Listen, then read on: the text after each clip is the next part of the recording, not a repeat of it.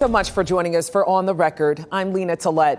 You know, journalists in any respectable newsroom have robust discussions and debates about stories. What is the story? Who's the audience? And why is this worth looking into? One day early in my career, I was in the middle of pitching a story about how a virus was spreading within the prison population. I shared that inmates and family members of inmates were really worried about this, and they wanted answers about what was being done to protect the prison population. And then someone in the meeting said swiftly and unequivocally, "No one cares about people in prison, full stop," and then just moved on. I mean, that was it, story closed. I was so shocked by this response that I didn't have a quick enough retort, and we did indeed move on.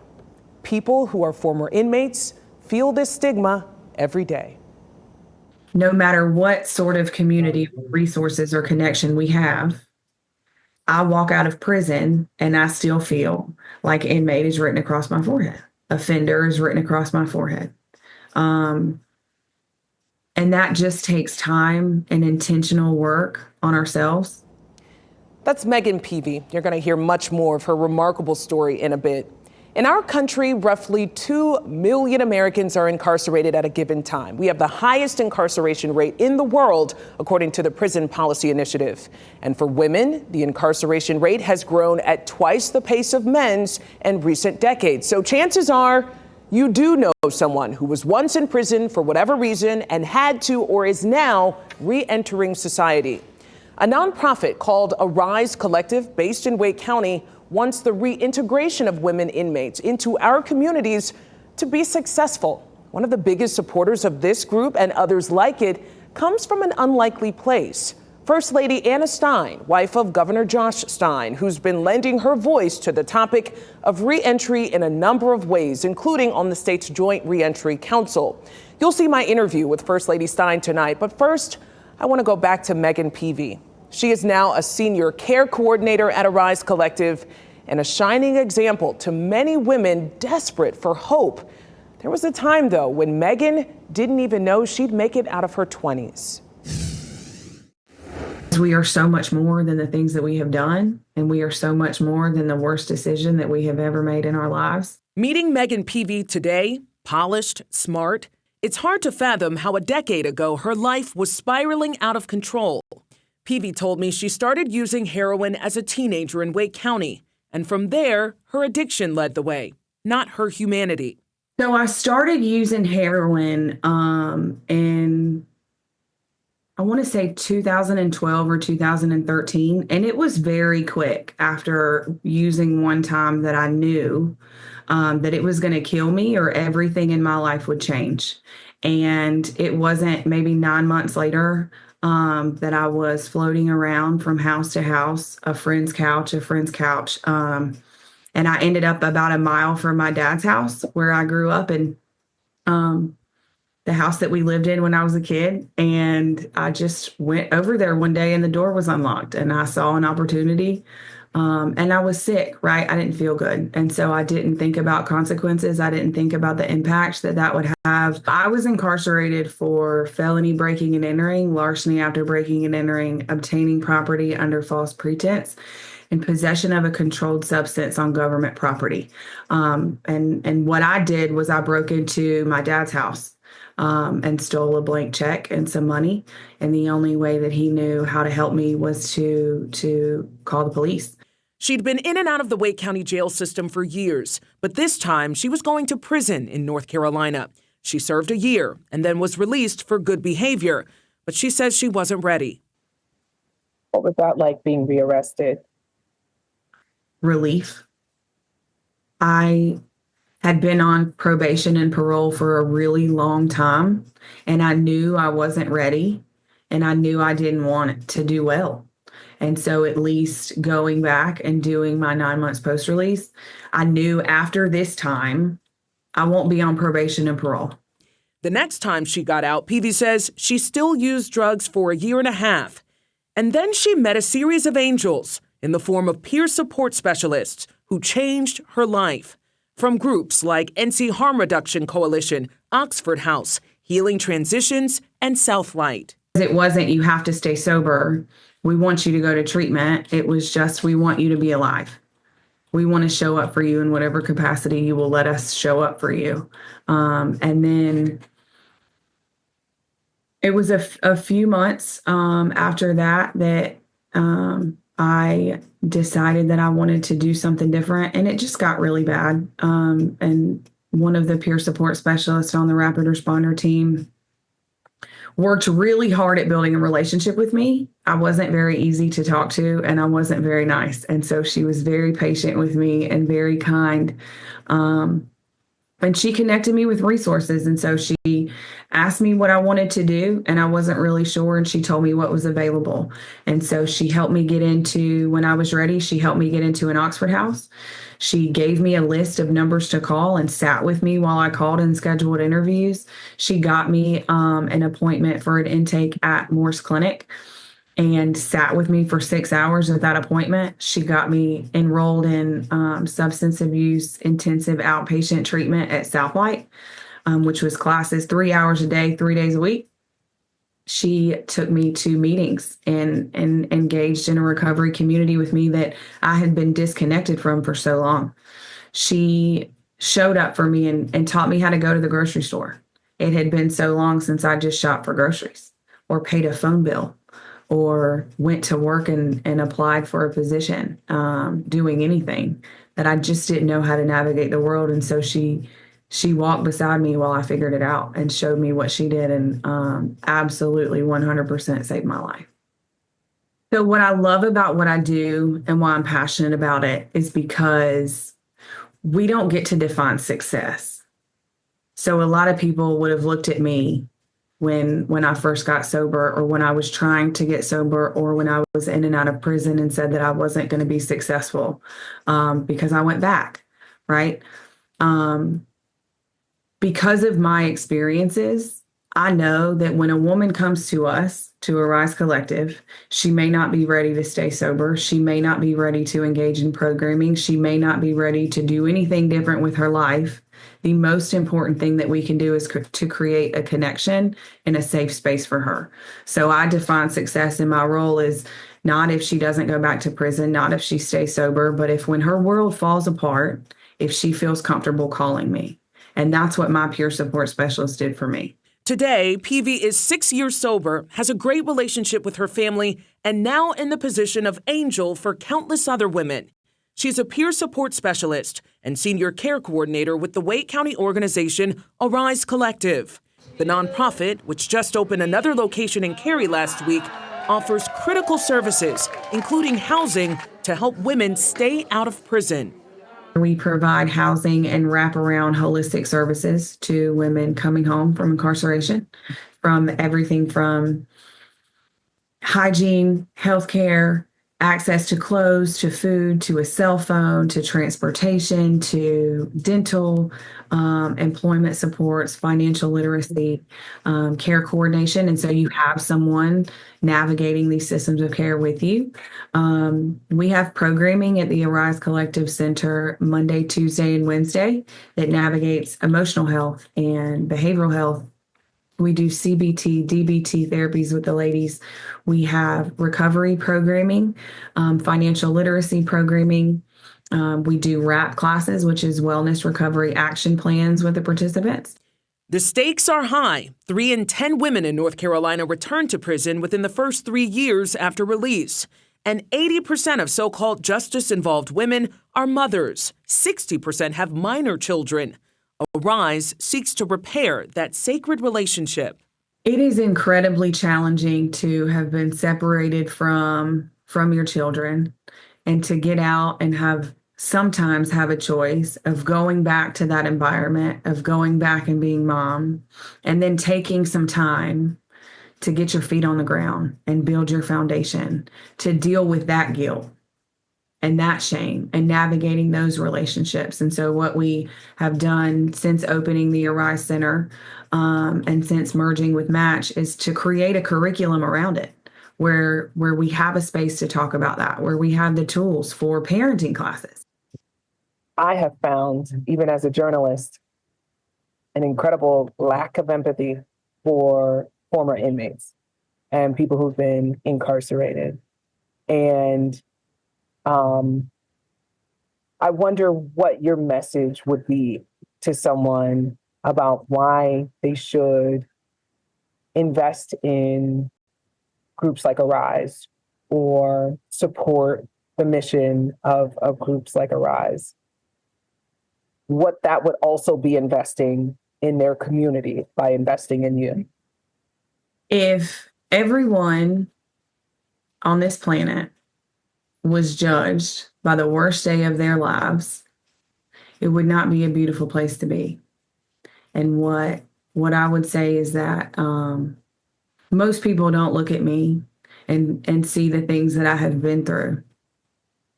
Everybody deserves a second chance.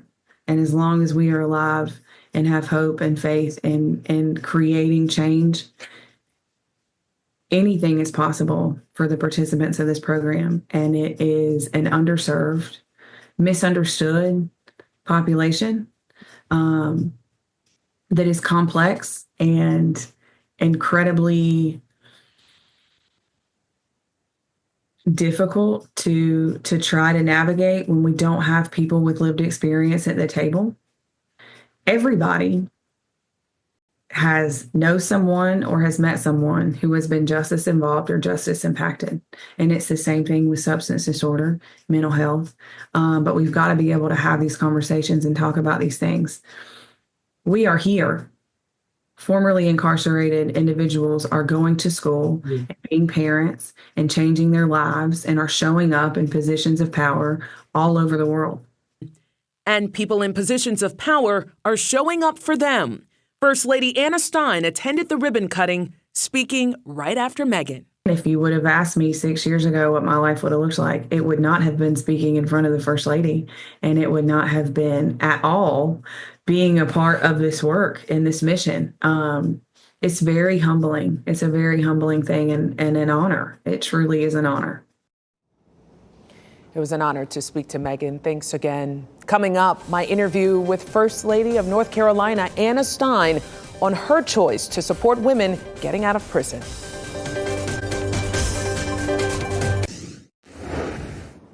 From regulating puppy mills to promoting literacy in children, recent First Ladies of North Carolina have shined a light on a wide range of issues. They're in a unique position to use the influence of the executive branch to champion causes they care about. First Lady Anna Stein, the wife of Governor Josh Stein, is taking on a cause that doesn't always garner much sympathy. And that's the plight of formerly incarcerated people, specifically women re-entering society.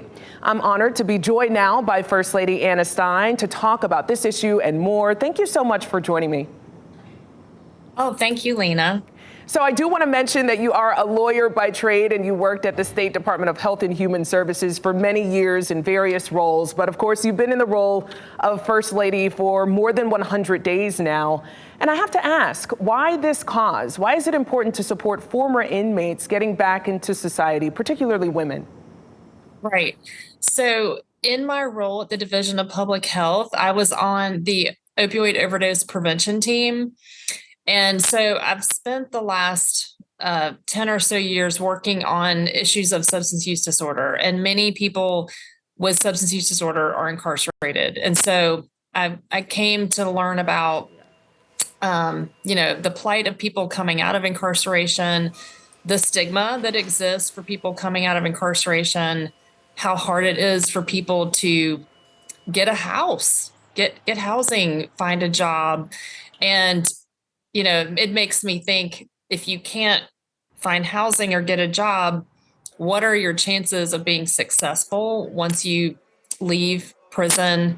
And I think that's why we see recidivism rates as high as we do, because folks really aren't allowed to get that second chance. And so I knew that I had this way to magnify my voice as First Lady. And I know that stigma against people who are leaving incarceration and also people with substance use disorders is so prevalent. And I thought, if I could get out and talk about this issue, shine a light on it, maybe I could do some good. You appeared at the ribbon cutting for Arise Collective, which helps women in Wake County with things like housing, like you just talked about, and peer support. Critical support that can help these women integrate back into their communities successfully. We heard from one woman talking about just the camaraderie among other women, being able to form friendships and sharing really a heartbreaking tale of feeling a lot of shame. I mean, talk about the stories that stand out to you about what some of these women are facing once they get out. Sure. I mean, imagine the guilt of being a mother in prison, and knowing that your children are suffering, being separated from you.